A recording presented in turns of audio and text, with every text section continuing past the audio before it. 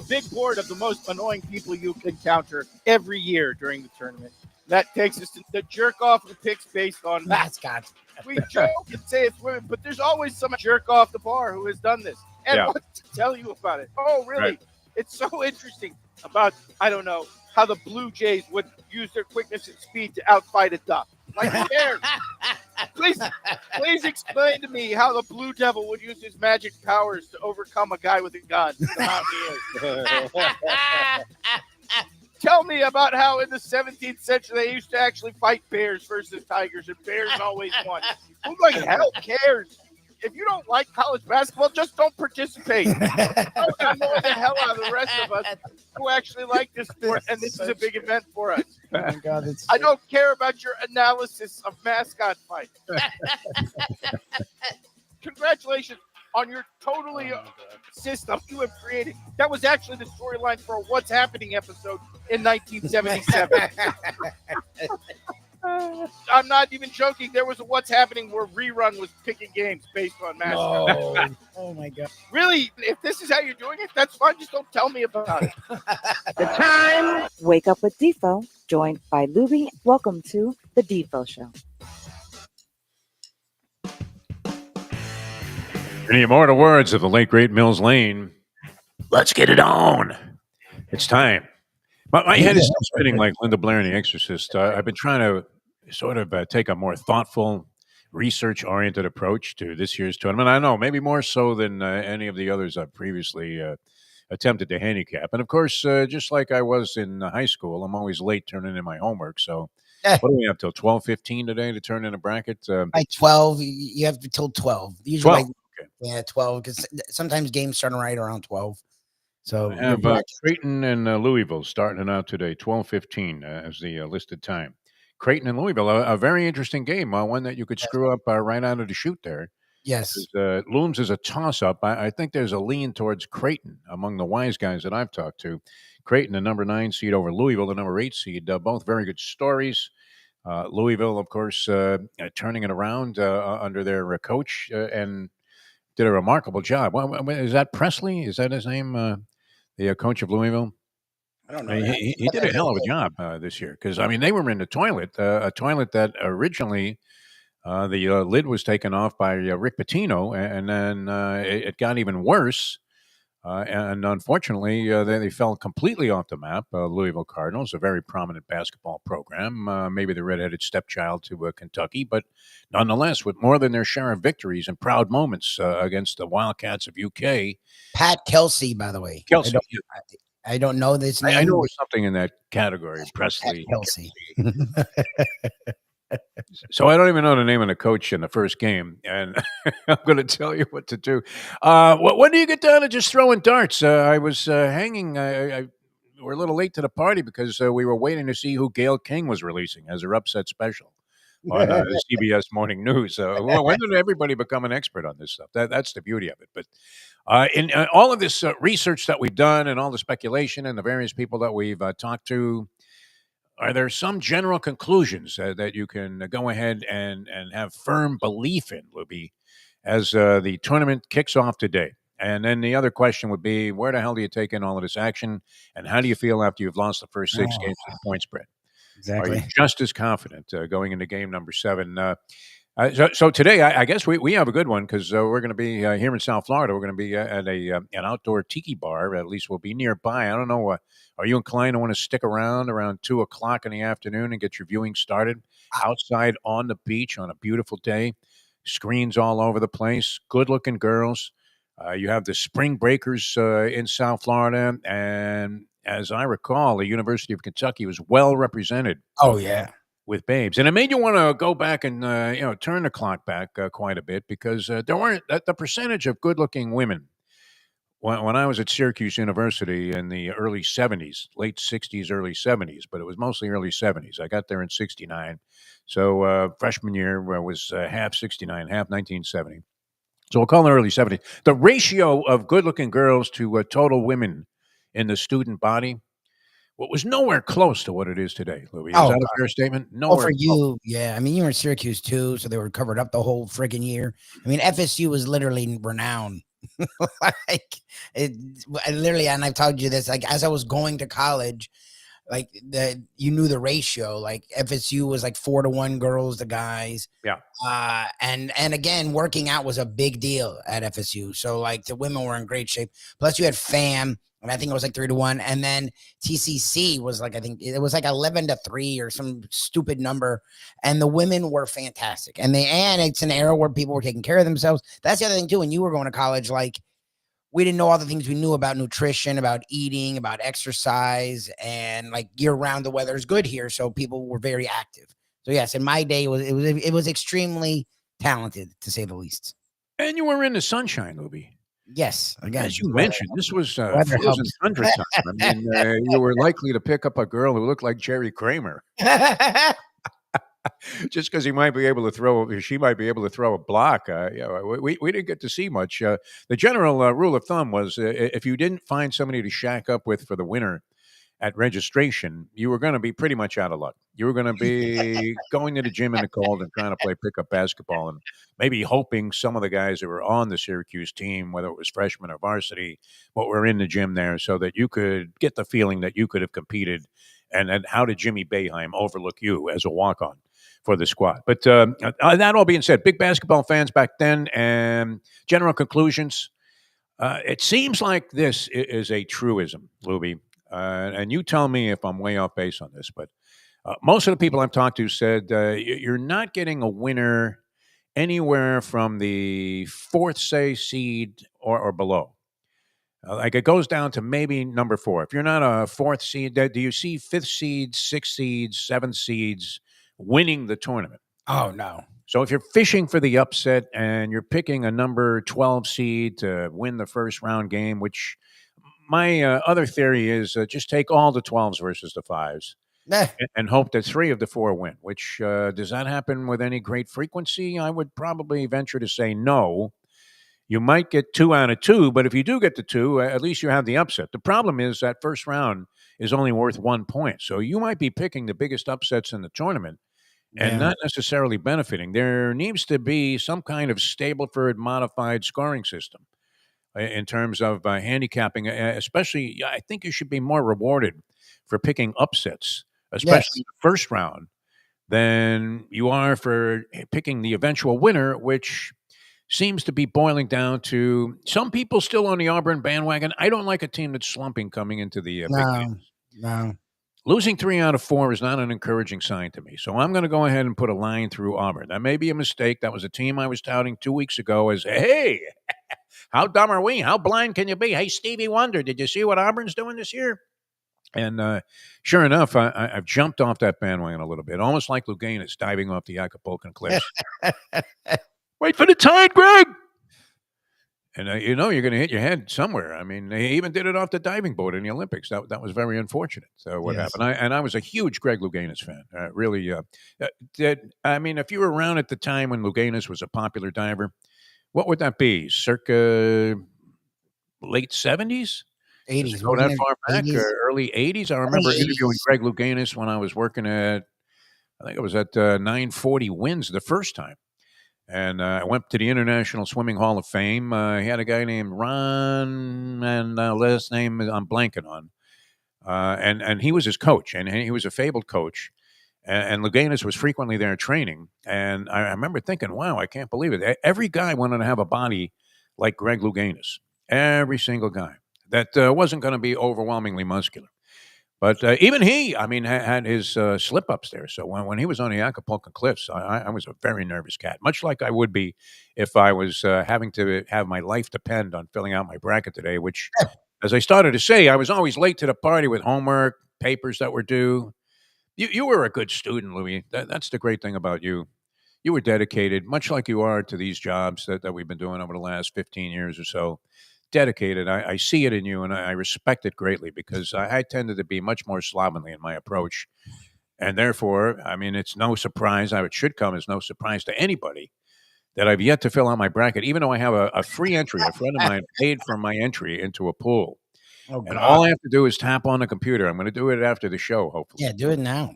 Yeah. I mean, I only have a couple of hours here. Yes. All right. So if you're picking a winner and it's below seed number How deep would you go, Lubie? I mean, what's the lowest seed? Well, my Was 4 Villanova back in the day? Was that the lowest seed ever to win the to win tournament the under title, Raul I think Massimino? so. I think they were like a 7. I have Michigan, St. John's, Duke, and Houston in my 4s. Michigan. Wow. Michigan, yeah, I don't know why, but all their matchups, I feel like you just talked about the hot thing, and I think the Dusty May knows it's as young as he is, he's had success in the tournament, and the way they play in the Big Ten tournament's interesting to me. So I have Michigan and Houston in the championship, and then I have Houston winning it all. That's a bold pick, Lubie. I'm proud of you. I do have, yeah, but I have Duke. Michigan. I have Duke and Houston in the Final Four. Like I wanted to go away from the chalk in those regions, but I really couldn't. I just have this weird feeling about Duke, and I think Houston, between their defensive intensity, from what we hear, we know that they can shoot the 3 ball under Sampson. I don't know. They flirted the last few years, and I feel like this year they're going to break through. We'll see. The tournament stress. Even I'm not. This is a free bracket, and when I'm doing it for the show against people to make fun of us, and it still stresses me out picking them. Like it's just because you don't want your reputation to be soiled, Lubie, as a sports expert. That's the problem. I gave out a pick the other night. What was it? Mount St. Mary's? Yeah, Mount St. Mary's, and I'm living and dying with every shot as Mount St. Mary's tries to navigate their way to a victory. They were the degenerate darlings of the tournament. 22-10 against the point spread, 14-3 when underdogs on the road, and they were getting points in their ball game. And you thought, my God, this is a gift from the gods of gambling going into the thing. We're not even started yet. We're in the play-in freaking games, and here's one that they're handing you. And I think the other game that stood out, and now a lot of people will be on this bandwagon with North Carolina, at least in the first round. And North Carolina, both North Carolina and University of San Diego State, both would have been favored over Ole Miss, who now I'm looking online and I perused about 10 different synopses on that game, and half of them like Ole Miss, half of them like North Carolina. North Carolina roll. What's up? I have Carolina, and this is again that theory. We talk about theories so much with our friend Mark Lawrence, and the professor has his theories. My lone theory that I've put up with the last, is it 10 years now? Because VCU, it started with VCU. Like the teams, George Mason, I guess, would be in that bracket too, but you didn't really, I feel like this didn't happen every year until the last few years where like, when it was especially the plan, like they would bitch and moan about 1 or 2 teams that would get in. They don't belong. They don't deserve it. What a trash program. And lo and behold, that program would get to like the Sweet 16. Yes. So I like Carolina getting to the 16s. I'm like, they're going to beat Ole Miss and they're going to beat Iowa State just to shut people up. And they're trying to do an investigation into Bubba. They're getting very quiet about that after the way they dismantled. Where was Bubba while these meetings were taking place? I don't know. The fact that there was a huge monetary bonus attached to North Carolina making the tournament, and the tournament chairman just happened to get his team in over 2 other very deserving candidates to get into the tournament that many felt were much more qualified than North Carolina. You're right about that, Lubie. The team that gets talked about as being that a team that has no business being there usually ends up doing okay. So I'm with you. I think North Carolina comes in a little bit on the hot side. Not necessarily great. I don't know. Have they covered up for all of the flaws that plagued them during the regular season? They had, by any North Carolina standard, I mean, holy Michael Jordan, they had a really subpar season. And you would have to question, as much as there has to be a huge affinity for Hubert Davis, the former Carolina and Tar Heel star, to be their head coach. And it seems like a truly decent guy, does he not? Yes. No, I grew up hating Carolina, but I didn't mind Davis. I liked him as a pro. He was interesting with those Knicks teams in like the late 90s. So I sort of don't have an issue with him, but he's not he did great his first year. He got him into the championship game, and they've gone backwards since then. I think they did make the 16s last year, but they haven't been the same program under his tutelage.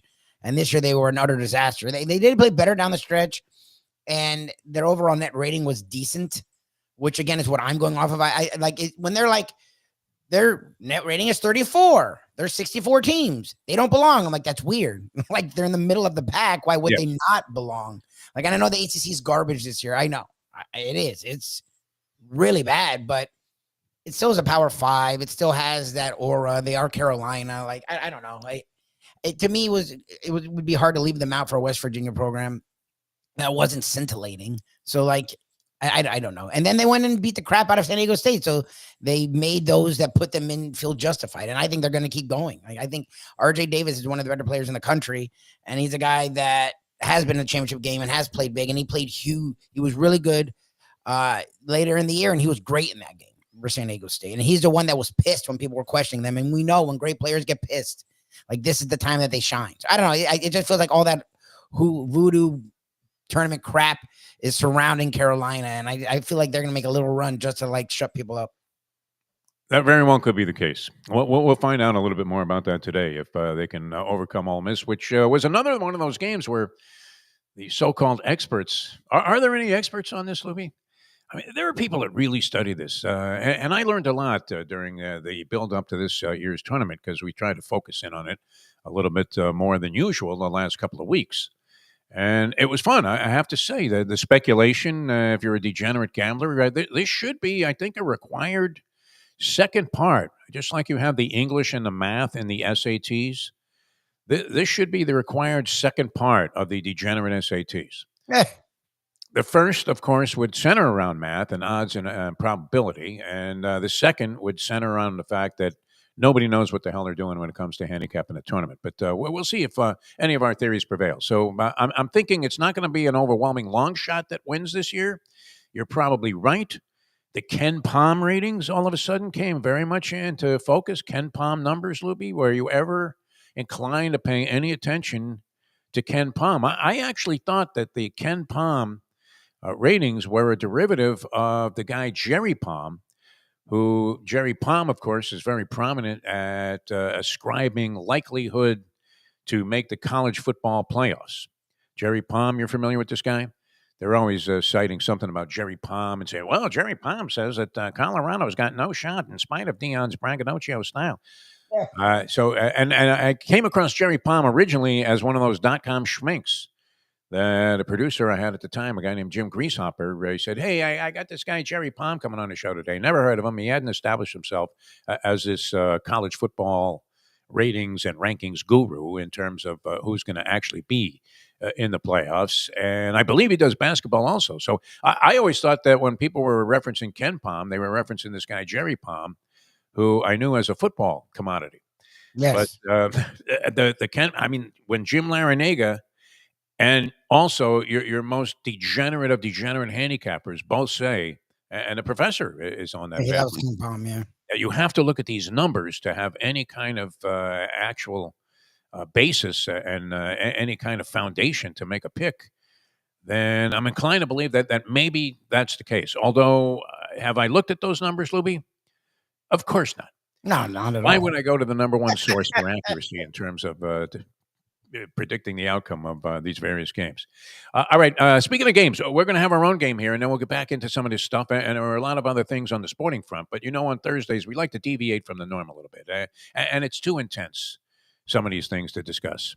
But this is always fun, and it's good for you because you can win something here on the show. And I still think that is the driving force behind participation in what was at one time considered sports talk radio, now video streaming. And that is, hey, are you giving anything away? 100%.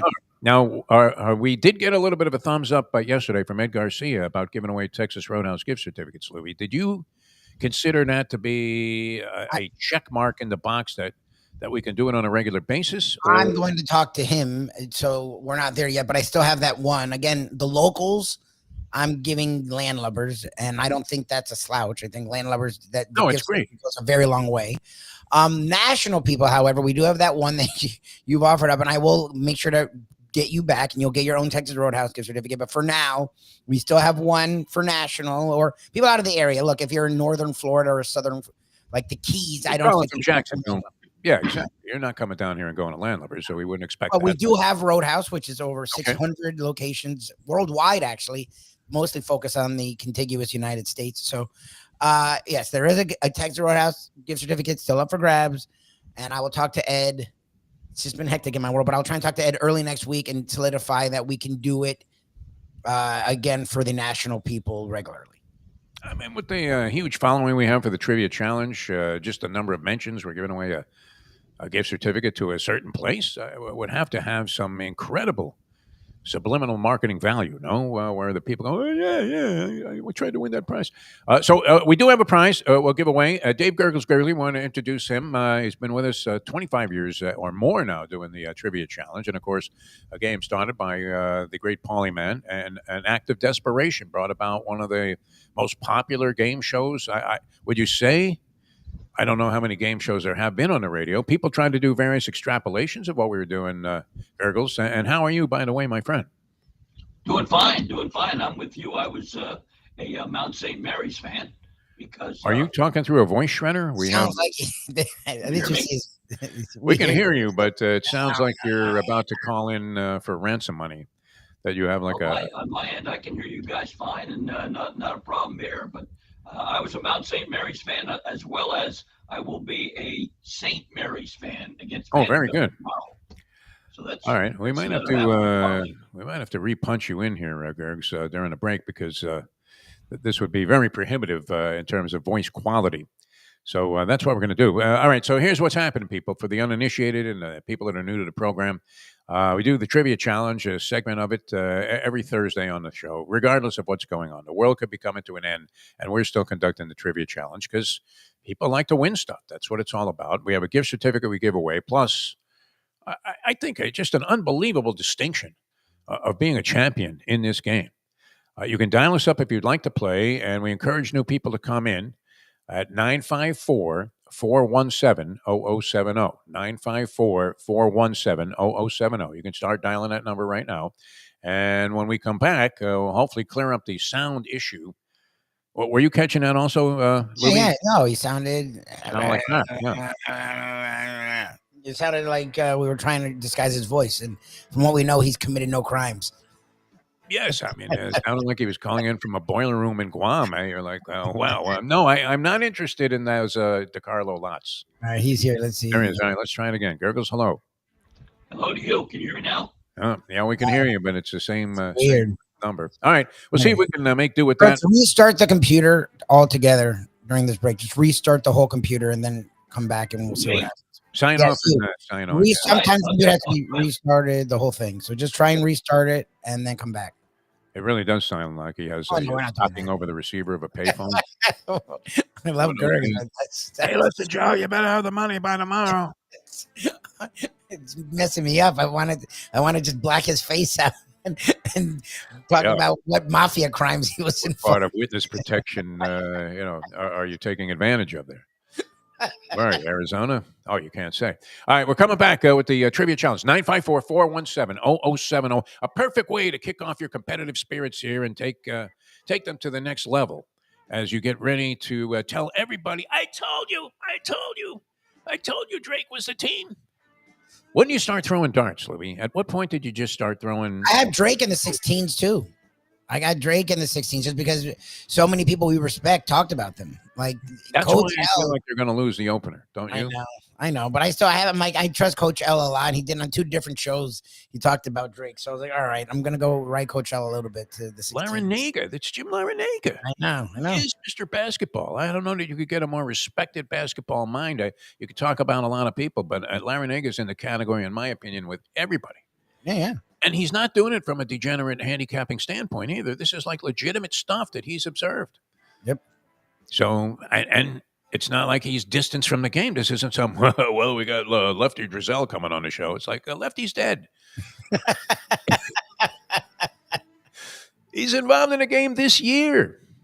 So definitely his observations, you would think, would be certainly appropriate to pay some attention to. And he wasn't alone in Drake, but I was talking to a handicapping friend of mine yesterday, and he's faded a little bit on Drake, saying that, maybe that's not that great. So that's the thing. Everybody's going to be Meshuggah by the end of the day. And then there will be, once again, the cleaning lady will come forward and go, look, all 16. Well, you're 5-11. You look like the Dolphins a couple of years ago. Exactly. By the way, is every team in town, I mean, in recent years in South Florida, we have virtually had every team, even the Heat. Yeah, it sucks. No, this bad. Tanking, Lubie? Oh, no, this isn't tanking. They're just bad. I mean, the Heat being this bad sucks. I know they don't intend to, but with about 14 games left to go in Oh, the yeah, I mean. regular season, do you just throw in a towel and say, hey, that they've traded a conditional pick, their first-round pick, Yeah, no, belongs to another team. You almost want to make the playoffs just so you can keep the pick, because it'll actually be, if you're like the 10th seed and you bow out in the first game of the play-in, that's actually, I think, a top 15 pick. Yes. So I'd rather keep it and then maybe get someone this offseason, be good next year, and then let that pick go when it's in the 20s. So, yes, that's the problem is if it becomes an even better pick, it's worse for them. Like, they don't get to use it. Exactly. So to be the number 10 seed, losing the first game on the road. Yeah, that's fine. Elimination City. But it's horrible. Tanking, it's disgusting. They ought to call, instead of calling this the Magic City, it should be Tank City. Yeah, I mean, we had the Marlins tank, and they're still tanking. We've had the Dolphins tank, and what they attempted to do when they had all of this so-called capital from tanking didn't seem to work out too well. I don't consider 9-8 to be any monumental achievement. No, 2 playoff losses. Pain and suffering. It's like you can't walk again. What do you mean? I deliberately hurt myself so I could cash in with a personal injury attorney, and now I can't walk again. So was it worth it? I don't know. 9-8 doesn't seem like it. And now if the only team that really hasn't tanked, although they were mediocre forever, was the Panthers. Every other team has been in tank mode. The Heat always were a representative of something that would dignify the game, that you should always be competitive, no matter how good or bad you are. Go out there and try to win every game. And I'm a fan of that whole concept, but it looks like it would be more favorable for them to just lose the rest of the season. And certainly after losing now 9 in a row. 9 in a row. Ugh. It would be more than believable that, oh, no, they were trying. All right, Dave, say hello, and we'll see if we fix that problem. Good morning. We did not. It's a little better, but I don't know. You'll have to really project so that people can hear you. You may really go into like Gary Owen. Oh, what was it, Owen or Owens? The announcer guy put his hand through the ear. Oh, I don't know. You may have to give it one of those. Well, I'll tell you this. It's tough for me to hear you guys too, but that's all right. Maybe we can do the that's a little rough. For the hearing impaired. I don't know. We'll at least play a couple of people with try. If we can't make it happen, we'll try it. So 954-417-0070. 954-417-0070. You ever think you're like sitting on a disaster here, I was just jumping. Back with the trivia challenge and your chance to win a big prize here, either a Landlubbers gift certificate, or if you're out of town, we'll make it a Texas Roadhouse gift certificate, even though it's unauthorized at this point. Back in a moment. Now that. The time. It's 8:35. Play the ponies in style at Champions, the outstanding simulcasting room at beautiful Hialeah Park. Yes, the grand old lady of thoroughbred racing has never been more vibrant, and you can wager on the races from the top tracks around the country while enjoying a cocktail at the Brass Rail Bar or any of the fine food served throughout the facility. If poker is your game, you're covered in style, and you can play all your favorite Vegas-style games, including blackjack, craps, and roulette, in Hialeah Park's sizzling hot casino. Get a player's card when you walk through the door for all kinds of generous amenities, including our favorite, free play, when you come out to the ultimate casino and entertainment destination, Hialeah Park.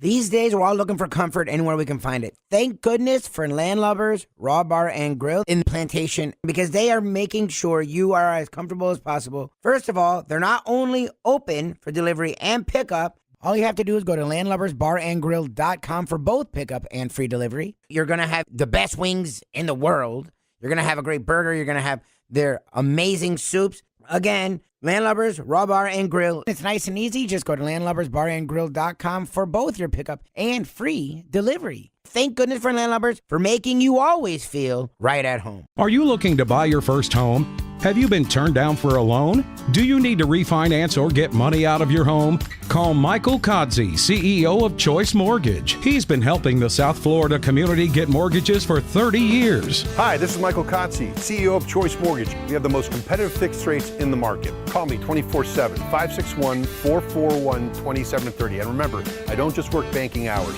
To make the right choice for your home, call Choice Mortgage today. Oh, Solo Volante will be coming late. Oh, Solo Volante, the Belmont's now 1.8 miles. The finish line is coming up quick. Luca Panici just switched the stick. The only way to get your morning started is with Defo, joined by Lubie, right here on the Defo Show. Hey, welcome back to the show. We have a little bit of a struggle working here, and we will have to make a determination how far we're going to go with this thing. But we're going to at least play one player. We're going to attempt to play one player, and if the degree of difficulty is too high of comprehending, do we have subtitles we can put on the Gurggles, Lubie? On their Facebook, they do. It's, I mean, cell phone crap out was always my biggest fear when I was doing radio. Cell phone crap out. Once cell phones came into vogue, Or guests, it would happen all the you time. have a guest on, and you finally landed somebody really significant, and all of a sudden the cell phone started crapping. Yeah, and you could tell. I mean, as you're listening to it yourself, you can't make out a single word the guy's saying. And this is going on over the radio to your thousands and hundreds of thousands of listeners there all across the city, and you're thinking, this sounds like garbage. It's incomprehensible. And now it's the technical issue, mostly with video, where a person of significance can't figure out at the last minute. You're about to start a show. Everything was cool. You've talked to the person several times during a week. Says, yeah, I can't wait to come on. It's going to be good to catch up with you, Dave. And then, as we've experienced a couple of times recently, unfortunately, you go, well, what do you mean you don't have Google Chrome? What do you have? What is that thing, Safari? You have to be on Safari. It's an Apple one. Yeah, I mean, that doesn't work. It's not compatible with any system. Why would people use this? It's incredible. So that's a big fear. But this audio thing may be a little bit to overcome. So we'll try it. So dial us up, 954-417-0070. And in honor of the Polyman from whom you just heard with his brilliant rendition of O Solo Volante, who was written by the great Luca Panici, cleverly worked into the song. We're going to try and toss out this first question in the traditional fashion with Dave Gurggles Gergely and some Easy baseball. It sounds like a robot. You just sound like kind of like you're on your Sounds deathbed. like a robot. It sounds like a robot. I told him I would get you the money. See, we're AI now. Yeah.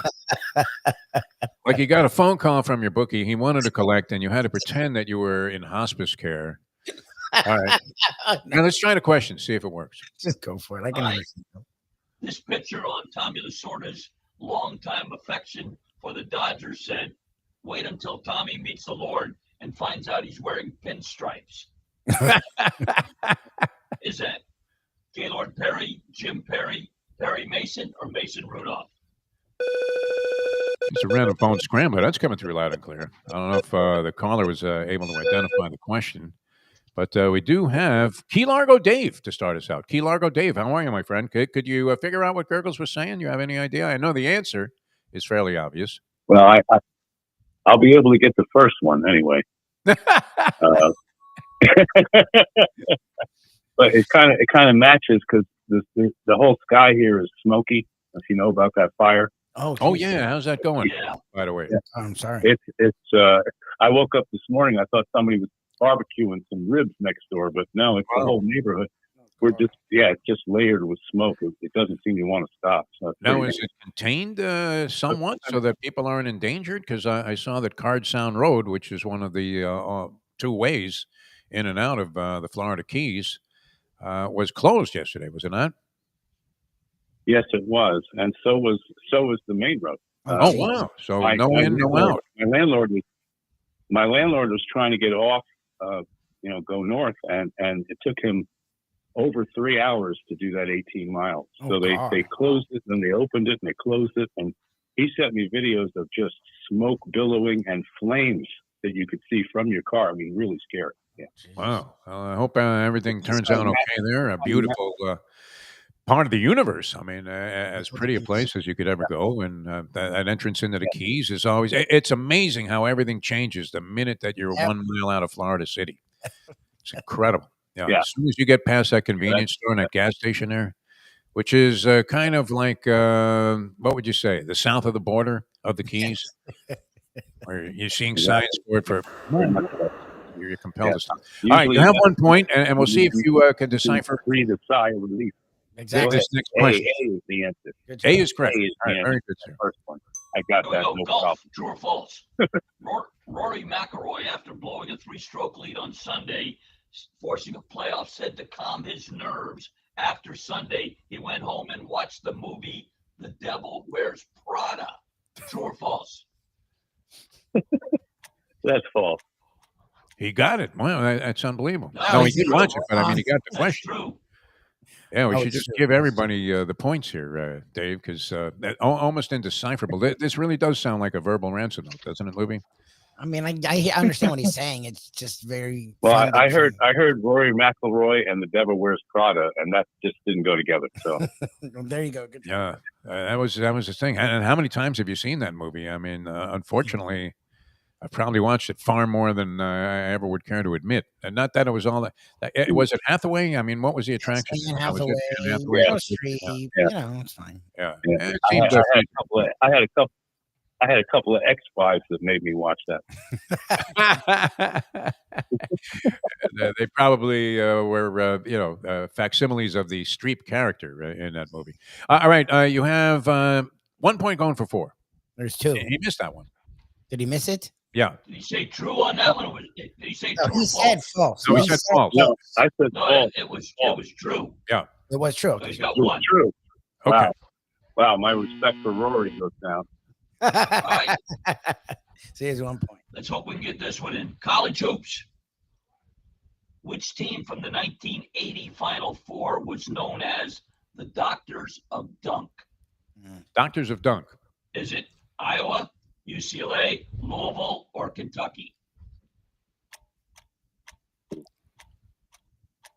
I'm going to go Kentucky. Kentucky. Isn't it Louisville? Right church, wrong pew. It was Louisville. Louisville. As Howard Schnellberg would say. Louisville. I give that. I suck at this. One going for 6 here, and this may be. This will set the pace and make you a winner. Yeah, I think we may have to just declare you the winner here and hope for better luck next week. All right, here we go. All right, 5-pointer baseball. Which Hall of Famer had the most career extra inning home runs? Ted Williams, Harmon Killebrew, Hank Aaron, or Willie Mays? Wow. Where do you get these questions? You're like the devil. I'm going to say Willie Mays because he's my. I'm going to say Willie Mays because he's my favorite player. Number Nice. 24. Right. Correct. 22. Good job. And you know what, Lubie? I think due to the technical issue that we're experiencing here, because it has to be dreadfully painful for most people to listen to what's going on the show, in spite of the fact that we love Dave Gurggles Gergely, and I will even put in a word for Perdomo cigars for you, Gurggles. I know you're going to be smoking them, during the. I mean, what better during the tournament? Do you get involved in a tournament at all? Are you a big tournament fan?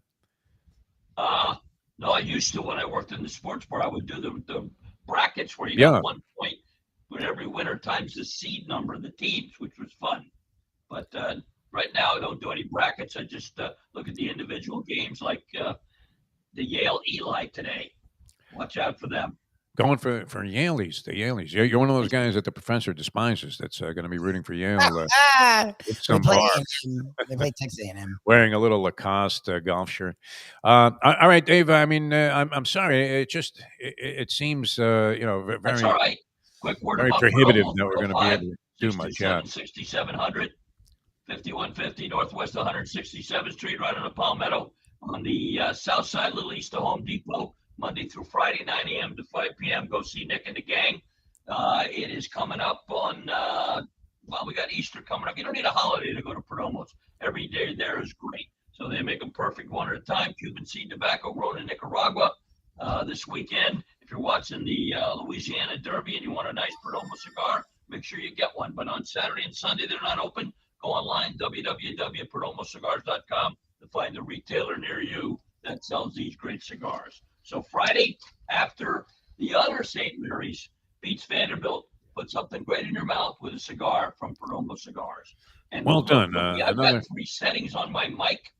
One is default, one is communications, and one is microphone. Maybe I need to change one of them. I don't know. It's probably the. I could try it right now if it helps. You can try one. Yeah. Right now, I tried it on communications. Is that any better? It's louder, but not any clearer. And then the last one. How about right now? No, it's just same stuff. something going on. Well, not early happen. this week, get the IT guy if he's available. We'll fuss with it. Yeah. All right, Dave. Sorry. I mean, Yes, sir. you just became prohibitive there. You would have to say, Lubie. I mean, you're thinking how low can we go on the quality control on the program in terms of the audio? And it's unfortunate because the game would have been very exciting. So we're going to make Key Largo Dave the winner of this week's championship, and we'll have another edition of From the Grave with Dave Gurggles Gergely coming your way next week. I mean, Vincent Price didn't sound like that in any of his movies. My God. All right, Louis. So we're back to this. I mean, how do you feel about this, though? This bothers me. It really does. I was reading about the suggestion that it would be worthwhile for the Miami Heat to tank. And this gets into tanking in general. I despise this concept. They don't keep the pick. That's a problem. Whoever said that's an idiot. They don't keep the pick. Look, in general, I've come no. If they tanked and they fell out of the postseason, they would keep their pick. They would. Yes, it's a conditional first-round pick, and they, if it's a lottery pick, it's protected for. I think anywhere from. I mean, it's even conditional on the conditional, because I believe it's like anything 14 or higher, they keep the pick. So there is the possibility. Well, how many teams would be involved altogether if you had 20 teams in the postseason? You only have 10 teams. I think it's 14 teams. I think the 14 teams that don't make anything. Oh, because we have you're right, the plan now. So I think the two teams that are first out go into the lottery, and that would be 14 teams. Because is there 32 teams or 30? There's 30 teams in the NBA. 30 teams in the NBA. Yeah, so that's the thing. Yeah. So was it 20 make it? Oh, so it would be the first. I guess that's what it is. The two teams that don't make it at all go into the lottery, and then the 16 teams that make it aren't. I guess that's what I just saw. I thought that it's conditional that they're good. Like if they're bad, I thought OKC gets the pick. Like I thought they lose the pick if they don't make the playoffs. That's what I thought. So that's why I've been. I read that just the opposite. So that they keep the pick if they don't make the playoffs, so that it'd be worthwhile for them to tank. But the whole concept. I mean, fans, listen. One of my least favorite things to try and address was a caller would call a radio show and say. Well, why should we even bother to make the playoffs? We're only going to lose in the first round. We've talked about this many times, Lubie, over the years, and we've actually had people right after finishing a long dissertation about what kind of a rat attitude is that. Then the first call afterwards is always, you know what? The way we're playing, we're not going to win a playoff game. And you're like, wait a minute, what did I just finish trying to explain? That this defies completely a 180-degree departure from any kind of sporting competitive credo that I've ever heard that I could embrace. I don't care if you're down 10-0 in a game to 11. Should you not feel like, hey, I'm going to give it everything I have to, even if I only get 1 point and then lose 11-1, it's better than, same thing like the people that cry about running up the score. What's the solution to having the score run up on you? Either don't take the money to take the game, as is the case with a lot of college football games, or B, do something about it. Yes. All right, you're down 57-0. Decide, listen, we're going to win the second half of the fourth quarter. If that's all we do, then I'm going to feel good about the way we went out. Go out with some dignity. Go out with some pride. That's the way to do it. So I feel that way about tanking. It's a disgrace. And we've talked about this a zillion times because you would think it would be more difficult to orchestrate, Lubie, than it is. Except that the reason to tank is because the front office screwed up to begin with. Yes, that's the problem with tanking. And it's why with the Heat for years, the professor and I sort of come to this conclusion. It's sports, but NBA especially, it's good to be great or bad. In the middle is not worth it. So it would be better for the Heat to tank. And then the Heat found a way to get out of the doldrums and be good without tanking. So it was like, okay, I guess you don't need to tank because that's sort of the mindset of a loser. You just have to be smart as a front office and figure ways out of it. I have to figure out what the thing is with these picks, because to me, I actually am totally against tanking nowadays, except for if you lose your pick. Like if making the 10th seed or 9th seed loses them the pick, then it's dumb. And I'd rather them lose and not make the playoffs and keep that pick. But otherwise, yeah, I always thought that was stupid. Like if you for sure in the playoffs, but you're going to lose, who cares? I still would rather be in the playoffs than not. Like my dad does that. Well, they're not even going to win. I'm like, I don't give a crap. I still would rather be in. Have some pride.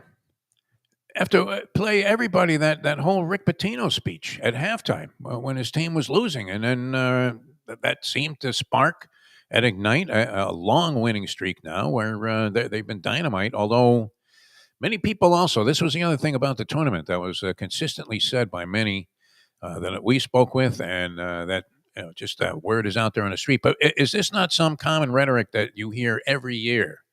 And that is, well, the committee really screwed up with the seedings.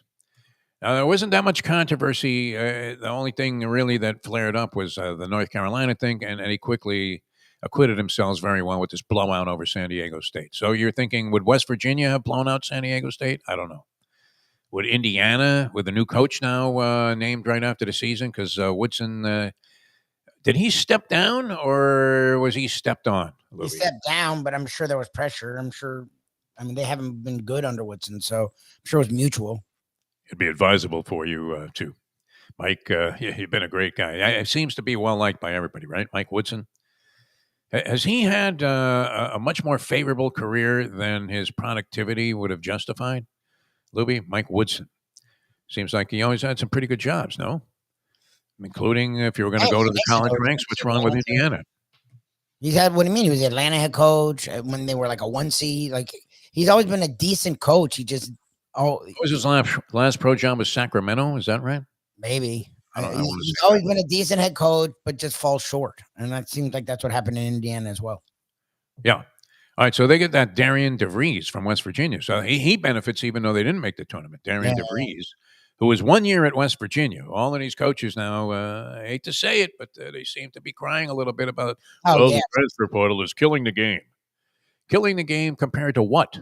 Yeah, exactly. And the funny thing is, it's the coaches that benefit off like Hurley's whole teams are like transfers. Yes. So how the hell is he bitching about transfers? Like, dude, yeah, they're leaving. They joined you in the same fashion. Yes, exactly. You benefit from it, and then you're like, well, now it's out of hand. Yeah, now, the keyword now. You're like, get out of here, man. Like, what are you talking about? I mean, the same could be said about our dear friend Jim Larinaga, who joined us already a couple of times on the tournament. And I love Larinaga, but that's 100% the case. He had 2 key transfers that made all the difference in the world in his journey to the Final Four with the University of Miami. And then everybody started transferring out, and that's when things started to go, I hate to use this word again, but into the tank. Yeah. And you can't imagine it. You would think that, and then the coaches that, and I'm sure it's absolutely mishuggah. It's insane to be to try and keep a handle on what was a well-controlled environment. The coach was the final word and the authoritative figure on virtually everything in college sports for the longest period of time. Witness one, Nick Q. Saban. Yes, 100%. You think some kid was going to walk into Nick Saban's office and say, hey, listen, $400,000 isn't going to cut it, Nick. I see you in virtually every commercial. When did Nick Saban become this illuminating personality that was worthy of hawking virtually anything? Are you buying anything because Nick Saban is endorsing it? Lubie, he's in every commercial. And I have to say, in deference, he did a great job when he was in Blindside, the movie Blindside. Was Nick in any other movies and cameo appearances? I don't think so. David. I don't think so. Where he played himself, Michael Orr, in Blindside, and you thought, yeah, he's an asshole, and there he is playing one. So, but I mean, what made him? I mean, Madison Avenue, don't they do studies on this? Is his Q rating so high, Nick Saban, that everybody wants a piece of Nick Saban? What isn't he selling? I don't know. It's weird. Incredible. But even he, I mean, was probably appalled when some of these conditions came about where no longer was he the ruling body there in Alabama, where kids were able to challenge his authority. And they were able to challenge his authority while not making anywhere near the money that he was making. But still, I mean, if you were in college, Lubie, and somebody handed you $500,000, what kind of time would you have Oh had? God. No wonder Matt Leinart. I mean, he was before his time. Yeah, of course, he wanted to go back for his senior year. Did you see the babes Yeah, this guy was he did getting? very well in college. Why would I want to be the number 1 pick overall in the NFL draft as a virtual certainty when I can go back and be with the USC Songgirls? Get out of here. That's not a choice. You only live once. True. Follow your instincts, my friends. All right, so getting back to the whole thing of tanking disgusts me. It really does. I don't know that I'm as appalled by it as I've gotten older because, look, let's face it. You start thinking more about your own mortality. Hey, how many years do I have left? And you do thinking about whether the Mets are going to be good in 5 years because they lost every game in 2025. But we are accustomed to it. I mean, this is why where we come from, South Florida, with the pro teams especially, it's become not only a tank city, but the city of indifference.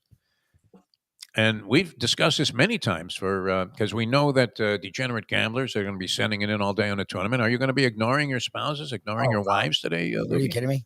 Are you going to be looking at you at midnight when you look like you've been bludgeoned in a street fight? You come home trying to convince her that you bought gas 6 times today because you're flat broke and your accounts are drained? And you're thinking what at the end of a 16-game bloodbath? Hey, 16 more tomorrow. Yes, that's literally what you think. So, I mean, that's the way it goes. But I love the fact that everybody's become an expert. And we don't claim to be on this program. And maybe that's a stupid position to take. That may be a really harmful position in terms of the show's integrity to take, except that we'd be lying to you. And I think everybody else is all these people that are going on that are handicappers now. How many ESPN handicapping shows are there? God. Like the whole day.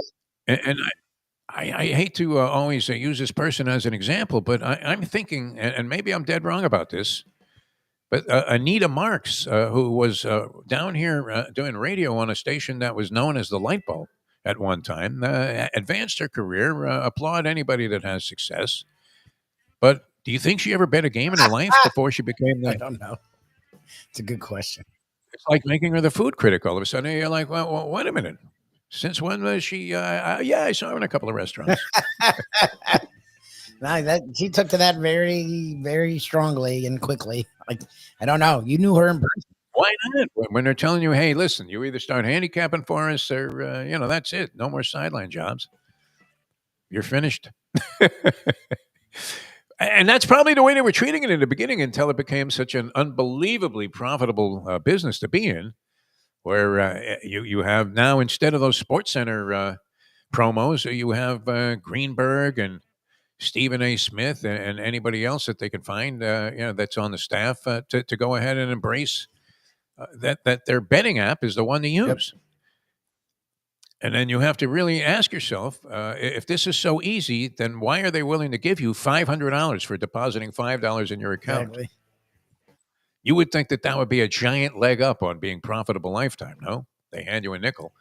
And so, I mean, that in its very nature should be a strong trigger to make you think that it's called gambling for a reason. It's not called winning, as a professor would say. All right, good luck with all your plays. So you have what now? I guess we're forced to make a prediction before the final bell here goes off for post time for the first game, which I saw scheduled as 12:15. And by the way, it appears to be now there are 10 lottery teams that select in positions 5 through 14. Okay, so what happens? Wow. So how could there not be 14 teams then altogether? There's only 10 lottery teams, Lubie. And then I guess it goes in reverse order after that, no matter what, wherever you are in the standings. So 10 lottery picks is what it looks like. And the lottery only determines the first 4 picks. Then after that, they go in descending order based on lameness of record. So that would include teams that weren't involved in the actual lottery drawing. So there it is. Those 10 teams that don't make the postseason. So the Heat would have to fall into that category. And then hope that they lucked out somehow and ended up, with maybe a top 5 pick? Only salvation? Or should they go into that 10th seed, which they appear to be well in front, right? Even though they've lost 9 in a row. Comfortable. They have a 10, not locked up, but almost locked up. I don't know if they're winning. Like, they don't have I think they play the Hornets, but outside of that, every game is like a real team. Look, last night they played the Pistons tough. You can't hold on. It's just weird. Like they added players and got worse. I don't like they were hovering around a top 6 seed for most of the year. Like they added Wiggins and Mitchell and fell into a tank. It's like just ugliness. Yeah. Meanwhile, I don't know. Is Jimmy Butler the greatest player in NBA history? You talk about reversals of form. Golden State 15-2 with Jimmy Butler in the lineup since that deal, and the Heat, I believe, are something along the lines of like 4-12. Probably. Yeah, no, it's real. He wasn't even doing anything here, so they were just playing better, and they made the move and suddenly went into a tank. I mean, I think their schedule got tougher too. They started like every team, but like 2 have been really good teams, so it probably coincided at a weird time for the Heat. 4-15 since they dealt Jimmy Butler, the Miami Heat. 4-15, and I felt sorry for Eric Spoelstra because they put the kiss of death on him watching a game last night. It was on ESPN around the country. Detroit Pistons trailing by 7 in the fourth quarter. Heat looking like they're starting to find some kind of a rhythm. Everybody's hitting. They're making nice passes on the inside. They're getting stops on the defensive end. They're letting Schroeder shoot threes. He's throwing bricks up there, boulders. And it looks like they're going to cruise to a victory. I turn away from the game for a while. Of course, when I come back, it's tied. And then Cade Cunningham banks in a 3-pointer at the end. A little bit of bad luck there, but that's the way it's going, Lubie. So, that was some serious ugliness, but interesting. Is Jimmy Butler now the greatest player in NBA history? The team he leaves 4-15 in 19 games since. The team he goes to 15-2. You talk about a difference maker, Lubie. What luck? I mean, he got out of here at just the right time Yes. before the roof was going to cave in. All right. There's also an interesting matchup. Now, the tennis circuit happens to be in Miami, our hometown here. These 2 young guns, João Fonseca, Brazilian. He's going to have huge support today. And he's matched against the other young upstart who started to show some real signs and flashes of brilliance, a guy named Lerner Teen, or Tin, Tien. And he's an American Lerner Teen. He was in the Delray Beach tournament. He didn't win the championship there. But 2 real high-level prospects that have made their way onto the scene and made a big splash right away. And I think both, probably under 20 years old? That's possible. They meet in the first round of the tournament, I believe. So, or at least they meet today. I think they're already in the second round. All right, we have to run. Thanks so much for being with us. Good luck. I'm going to fill out my bracket. I have Michigan. No, you have Duke. Houston. I have Michigan, St. John's, Duke, Houston, and then I have Michigan, Houston, and then Houston, just to throw monkey wrenches into everything. All right. I'm gonna put Houston in the championship. They would play Duke in the 4s, and I don't know. Yes, there's something about Duke where I think they're gonna be better than projected. Like I know the Cooper Flag injury scares people, but I feel like they're gonna get to the 4s. I don't know, something about Houston. They flirted with this every year. They've been a really good team for a while under Sampson, and it feels like that would be the team. It's a young team. They play really good defense, and they have veterans that they can leapfrog a Duke, and then I think they would beat a Michigan. I don't know. I'll take a shot. I'm just throwing this out there because I really have no idea who's going to win the championship. I do believe it probably comes from either Duke, Houston, them Gators. I don't think St. John's is going to do it. I can't pick. Too many bricks. Too many bricks. No. At some point, you're going to need a guy to knock down a couple of key threes. They're not doing it. I just can't pick the Gators. And free throws. Just ask Jimmy Boeheim about that. Free throws, my friend. It's everything. So going to be key, and we'll see if all of the usual theories apply. That the seeds under 4 really have no shot. That you need great guard play. What else are we going to go with? Jim Larrañaga is touting the opposite of what I would expect from him, which is you need that sort of one and done star, because you would think senior leadership. Yeah, that's what wins. Would be tough. I mean, to win the actual title, it's usually teams that are talented and have a one and doneer, but. It's the leadership. It's good guard play and vets. I mean, look at UConn. UConn didn't have a one and doneer. They won twice in a row. Over under on the number of times a color analyst will use the term gym rat. Is that still relevant? Gym rat to describe a player who happens to be scrapping his way to a couple of victories. I don't know. I haven't heard that one in a while. I don't know. Been a long time. Is that outdated so badly? That was always I loved it. a dose of high respect. You were painting the guy with a little flash of high respect there when you said, "Well, he's a gym rat," Mhm. which meant what? That he had no life. It was a good white guy. Is what that meant. That's the good white.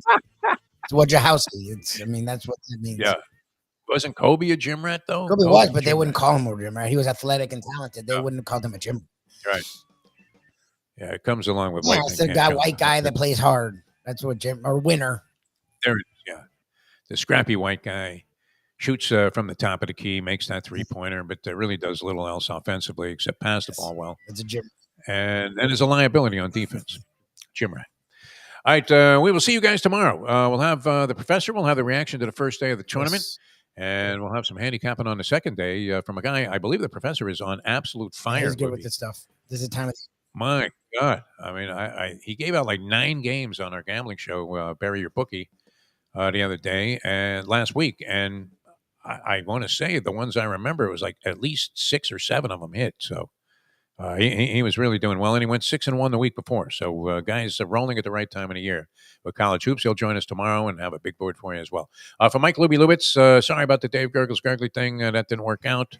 But that's the way it goes sometimes. I think we did the right thing in sacrificing. That's fine. Yeah, it's fine. The trivia challenge today and saying, hey, let's go with something that you can actually comprehend. Even though we led you nowhere down a sordid path of losers with our very lame and non-convicted kind of, talk about lack of conviction. Yeah, maybe Houston. That's my theory on the tournament. All right, thanks. For Mike Lubie Lewitz and Dave, I'm Jeff DeForest. We'll see you next time as we leave you now. Time. It's 9:09. Let's go to eat a damn snack. Look what they done.